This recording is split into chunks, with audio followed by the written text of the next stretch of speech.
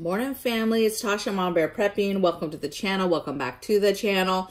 Boy, yesterday's video, you guys, got a lot of views, and anytime YouTube tends to push out a video like that to new people who do not know me, who have not watched me, I tend to just get a lot of nasty comments. So all I'm going to say about the nasty comments, first of all, I'll never understand how somebody could not like something, could not like content, could not like a channel, and still take the time and energy to say something negative to that person in a comment. I'll never understand that. Listen, baby, I talk. That's what this is. It's a discussion about preparedness, what me and my family do to help give you ideas, to help you have some thought process in what you're doing, you know, put it against what somebody else is doing. If you're new to prepping, figuring out what you're doing, what's important, what's not important. And I babble. And I got a lot of comments yesterday. Oh, you're rambling. Get to the point. Listen, how about this, baby? Take it elsewhere.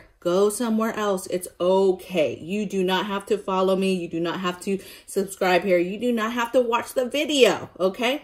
So one thing I pride myself on is I try to not just give you, yes, I'm going to give you lists. I'm going to give you things, but I pride myself on giving you good content in a loving manner. Okay. I care about preparedness. I care about what you're learning from me. And I want to discuss it, okay? And discussion means me using my words and talking about the topic, okay? So for example, today I'm going to talk about 5 things, right, that I think every homeowner should prepare for in regards to weather disasters. I'm also going to open up with some dialogue and some discussion first, though, about why I'm doing this topic right now in my feed. A lot of stuff came up on weather. Just some examples. We had the Texas last year, the storm in Texas. That was crazy, right? We've had, earlier in the year, we had major flooding in Tennessee. We had major flooding in New Jersey and New York. We've gone into the season of a ton of hurricanes, right? Hurricane Ida did a ton of damage. Now we have tornadoes hitting down in the Kentucky area really bad. Then right after that, we had the storms and tornadoes north of that, right? And people are dying. Lots of people are dying in these storms. We had severe flooding in parts of Washington and parts of Canada, okay? And some of these things are not things that typically would happen years before, right? These are not things, some of these things are not things that, you know, you have tornadoes, tons of tornadoes hitting down in areas that don't typically have tornadoes touching down, right? It's very long the period of time before some of these states would be having tornadoes, or these states that are having crazy flooding all of a sudden, okay? So you should take heed what's going on around you in the world, how weather is changing. In my feed this morning, tons of stuff, some weather stuff. Malaysia, several states in Malaysia, massive flooding, like all the way flooded out, tons of people, thousands of people displaced. Additionally, a typhoon in the Philippines, 75 people dead. And there's just major damage, major people displaced, like hundreds of thousands of people displaced, right? And so it's not just here, okay? It's all over the world. Weather is changing. Now, I don't want to get into the why, if it's manipulation weather, if it's, you know, climate change, what is it? I don't even want to get into that today, but I want to get into things that I think is important to think about if you're a homeowner. Now, don't close the book or close the video if you're an apartment dweller, because I think that there's an element to each of these areas that you can bring to you living in an apartment. Yes, you're limited in some of the things I'm going to talk about, but there's stuff you can do. Okay, so these are things, and some of this you might be like, well, I don't have to worry about that in my area. But I would venture that these 5 things, you guys, are areas that everybody in this United States should be worrying about and preparing for on some sort of level, okay? Because things are getting weird out there. So the first thing I have is flooding, right? We've had tons of flooding happening. We've had flooding happening in places that it's never happened before. And so don't just think, oh, I'm in a place where it doesn't rain, it doesn't flood, there's no big, you know, I'm fine. Because weather patterns are changing so much that you never know when you're going to get hit hard with flooding. Or, hey, it rains, but it doesn't rain like that. You know, we never hardly get any kind of real inches of rain. You need to prepare for flooding. So think about things like sandbags. Think about your property and your home, and think about berming and trenches and water, you know, displacement, and where would you just think in regards to flooding? If all of a sudden flooding was an issue where you live, you know, how would you mitigate that in your home, right? Even an apartment, let's say you live in an apartment, but it's a lower level. You need to be concerned with flooding and how you prepare for that. You can, as simple as getting sandbags to help any of your entry points for water. You just never know if it's a storm that's going to come through. Is it a river that's never flooded that you're near? Is never flooded and all of a sudden it floods, or all of a sudden there's some sort of storm or weather pattern that dumps a bunch of rain. You just have to really be ready on flooding, okay, and flash flooding, and getting your alerts that help you alert on weather and what's happening in your area, okay? So I think flooding is it, but if you're a homeowner, there's a lot of structural things that you can do around your homestead, around your home, to help mitigate water entry into your immediate area where your home is, okay? Even, you know, you're protecting your property line, okay? More than just sandbags. Yes, there's things like that. But just think there's different things strategically that you can put around your help to help move water or make water go in a different direction. You know, even having walls, cement walls, a nice wall, or a nice planter walls that are made of brick and cement that force water to go somewhere else, and maybe that you've put up that's blocking that water to have a path to go straight directly to your house, okay? But you have to think, if it's coming straight down, you know, how do you deal with that, okay? Lots of things you can do, but you're going to think about your home in regards to flooding and what could you do to get ready. And at a minimum, things like sandbags should be one of the #1 things that you have on the list of what to get, okay? Next thing I have is a tsunami. Now, a lot of people would be like, when is the last time a tsunami even hit the United States? I live in the interstates. I don't have to worry about a tsunami. Yes. So when I want you to think about tsunami, though, I want you to think about fast water coming from any direction. So yes, actual tsunamis from either of the coasts, okay, I think are concerning. It's why I'll never buy on the coast, okay? West Coast, East Coast, South, anywhere, tsunami would be an issue for me, okay? I'm going to be prepared for that. But let's say you live inward, but I would be concerned about anything that could bring all of a sudden any crazy amount of water my way, okay? So do you live by any kind of crazy rivers that if all of a sudden a storm came and a ton of water came down and produced some sort of flash flooding major water event, what would you do, right? Or a dam, it breaks, whatever, okay? But for those on the coast, for sure, you know, tsunami and what happens and what you do. And for me, it's just thinking very simple of how do you get to high ground? Knowing your area, where do you live? And again, a home or an apartment, where do you live? Where's the high points? How would you get to the high points, right? Do you have an easy and safe way to get to your roof, let's say? How would you get to your roof? You know, how would you get to higher than your roof? Okay. Another great prep in this area that I think everybody should have is an inflatable boat, a boat that is totally packaged, ready to go, and it's small, but then you could just pull a string and it would inflate and you could use it. Okay. And having that strategically placed somewhere where it's either on the way to the roof or, you know, near the roof, whatever. But I think that it's super important to have an inflatable boat, especially if you're in any kind of area, even a flooding, right? Not necessarily tsunami, but flooding. Having an inflatable boat is super important for safety and being able to flee and get away or help other people. But essentially just having a way to not be in that water and, or stuck on a roof or stuck somewhere that you've fled to because it was, you know, major flooding or a tsunami happened or whatever the case may be. Now, a lot of times with some of these things, you know, there's alarms. So coastal towns, things like that, they have alarms. You have a little bit of a time. But, you know, things happen, you guys. I don't trust anything. I definitely don't trust weather. I definitely don't trust that our weather is not being manipulated. And because of that, I believe that a lot of things can happen in places that they couldn't happen.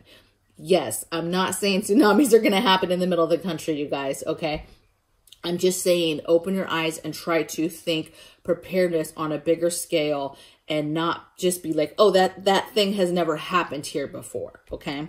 Next thing I have is just extreme cold weather, right? I'm talking heavy snow, heavy ice, which then leads to other problems like power outages. Power lines are down, covered with snow. You're trying to heat yourself. You're trying to heat your home. You know, things that you would do. I did some videos on how to stay warm without power. I'll try to link those. I'll try to find them and link them in the description box, you guys. But knowing those tips and tricks to keeping warm without power, right? Other heat sources, weatherizing your home, right? In regards to your pipes and protecting your pipes and protecting different elements that are within your home, okay?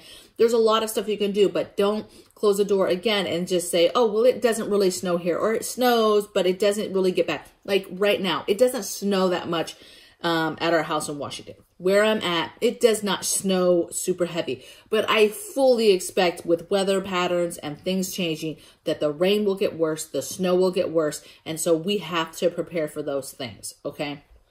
And I think that weatherizing your home and getting your home as ready as you can for a heavy-duty snowstorm, heavy-duty ice, okay? To protect your car, your home. What is the game plan? Okay. And again, if you have an apartment, there's a lot of things that you can do to do this too. I get it. It's an apartment. You don't own the pipes. You can't just open walls and start insulating things. I get that. Okay. But then do the things like in the other video I did that you can do to, you know, incubate and make your space warmer, okay, and to be able to make it in that apartment under an extreme snow, cold, ice type situation. Other thing is fires. Again, a lot of people will be like, well, fires don't happen where I'm at, but I'll tell you, anywhere there's trees, you guys, forests, woods, it has potential of having a forest fire. Yes, there are certain parts of the country that absolutely deal with this on a regular basis, right? We have fire seasons. California's bad. Parts of Oregon, huge parts of Oregon are bad. Washington, Idaho, Colorado. There is a ton of states that have to deal with forest fires, okay, in a regular basis. But I would say this is something that you need to prepare your home for.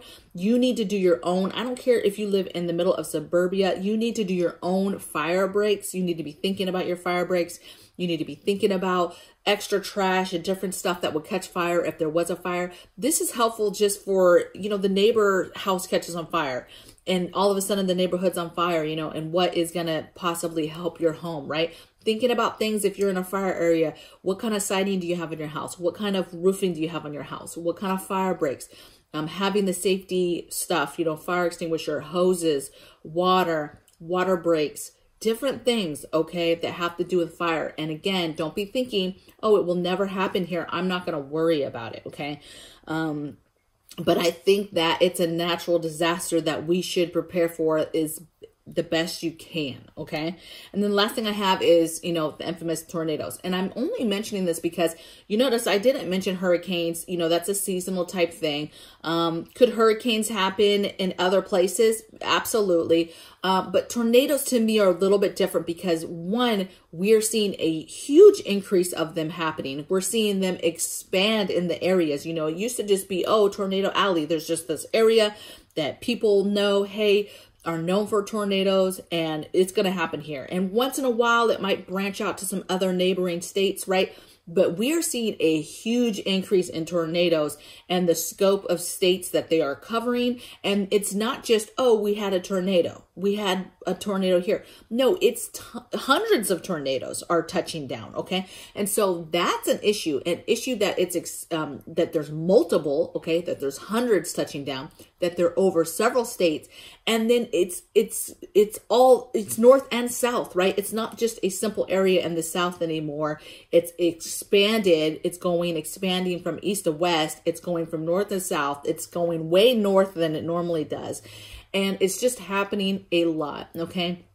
And with tornadoes, it's destruction. And I get it. A lot of times the warning is not enough. Sometimes there is a good enough warning, but you got to invest in the shelters, right? And having a place to go. And maybe you don't have a shelter, but maybe you have a basement. Maybe you can dig down further underneath your basement and make some kind of makeshift shelter. Maybe you make a makeshift shelter within your basement. So you're in your basement, but then you build something, some sort of structure that's even stronger in your basement. Having multiple locations. Just having really understanding what you're going to do, but preparing the best you can, because I definitely understand that that is one thing that is difficult to prepare for, okay, and to be ready for. And there's not much more you can do except having strong shelters set up with preparedness items in them, so that if the entire house is destroyed with your preps and everything, you've got something set up there.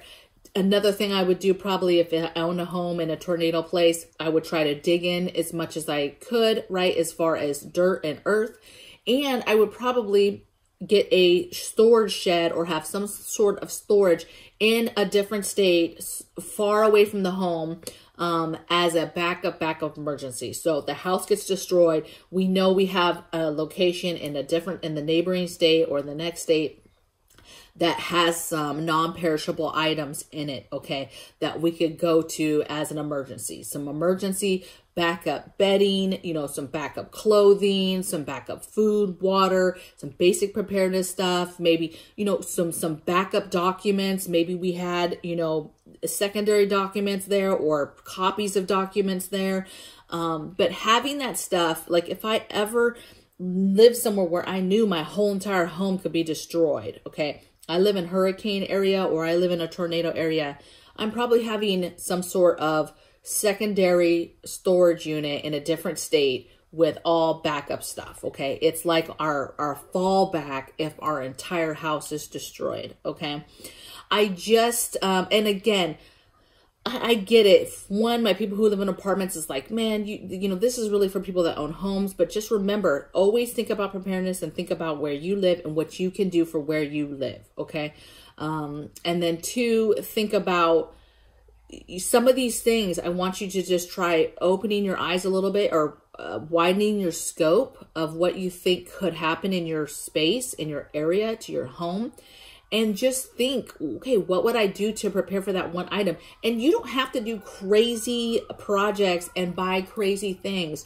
Just prepare a little bit might be the difference, right, of something. Imagine all of a sudden you don't really have a whole lot of rain in your area or whatever, and then they're talking about flash flooding and there's something major is coming with water, and you're like, you've got nothing, okay? But imagine if you even had, you know, 30 sandbags that you knew, okay, I can at least put these at the doors, the bottom of the doors, at the bottom of any kind of entrance that goes under the house, right? Crawl space into a basement, and protect somewhat, okay? Somewhat. And that is better than nothing, okay? And you trying to prepare last minute and get sandbags and get this and get that.